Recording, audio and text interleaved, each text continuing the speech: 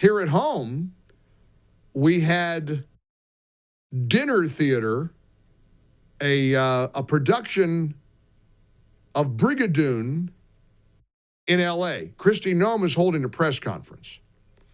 And a guy named Alex Padilla, I'll bet you didn't even know who he was, because he is a little-known senator. He rushed back from the congressional baseball game in the D.C. area so that he could show up unannounced, without any security pin on, without his U.S. Senate pin on or anything. No suit, he's got a little windbreaker on, and storms the podium, screaming at Kristie Noem. The Homeland Security Chief is trying to hold a press conference. This is a little bit of what it looked and sounded like. I'm Senator Alex Padilla. I have questions for the Secretary, because the fact of the matter is a half a dozen violent criminals that you're rotating on your heads off. How many of our ICE agents have been doxxed for doing their duty?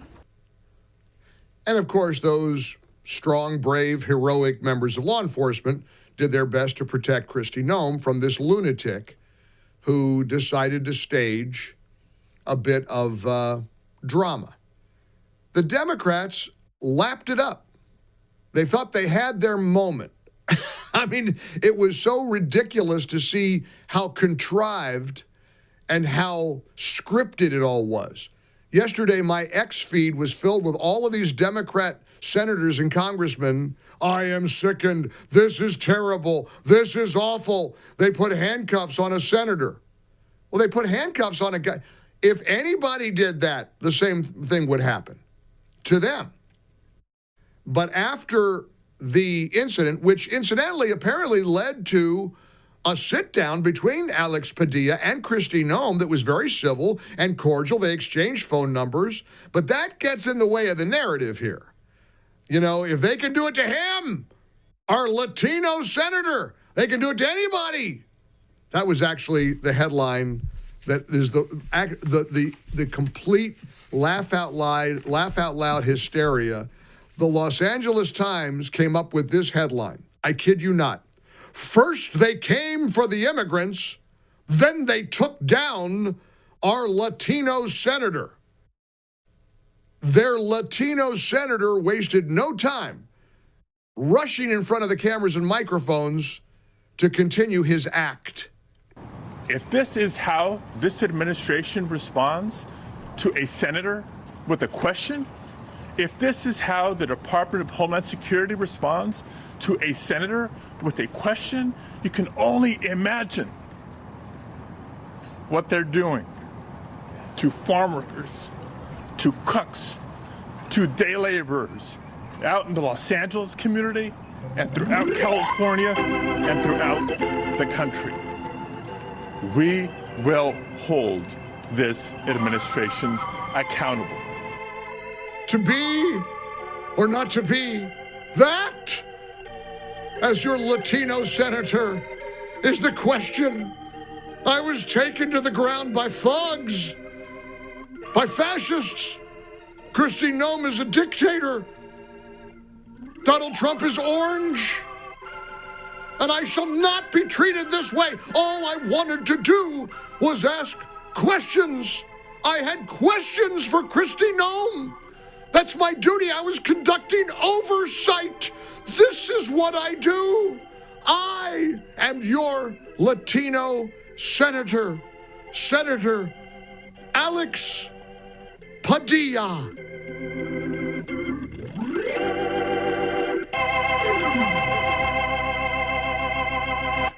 And scene. There we go. And of course, they were all off to the races. I mean, what a joke. Pete Buttigieg, oh, my stomach is queasy. Chuck Schumer, they all had physical symptoms. They all developed physical symptoms when they watched their cohort, their merry fellow reveler, trying to stage this stunt. They all had to get Tums, including Chuck Schumer. I just saw something that sickened my stomach. The manhandling of a United States senator. We need immediate answers to what the hell.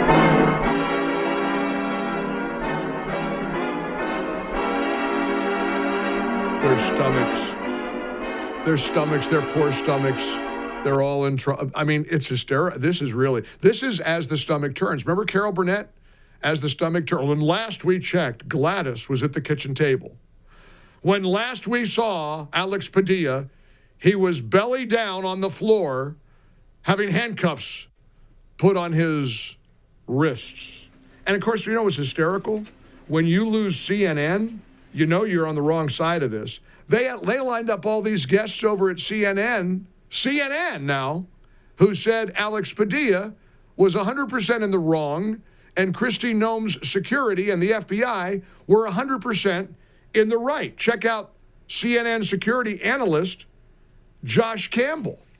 Well, it's easy to think about this as one incident, but actually from a law enforcement perspective, we're really looking at three separate incidents that happened within a short period of time. First, you have the DHS Secretary who is addressing the press.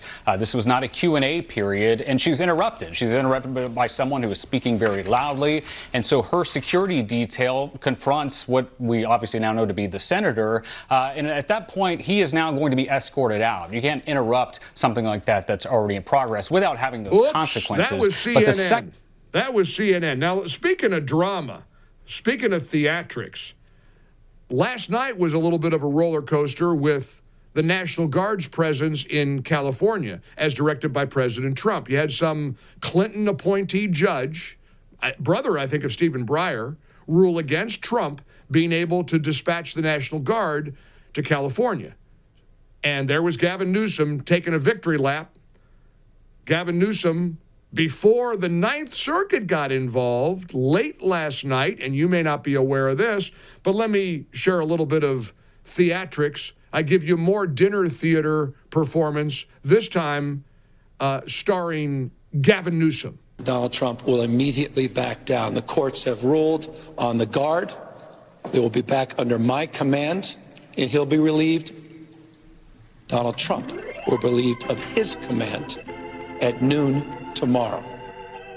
Oops, not so fast, said the Ninth Circuit Court of Appeals. They absolutely stayed the lower court's judge and his ruling, and Trump has every bit of the prerogative to have the National Guard there.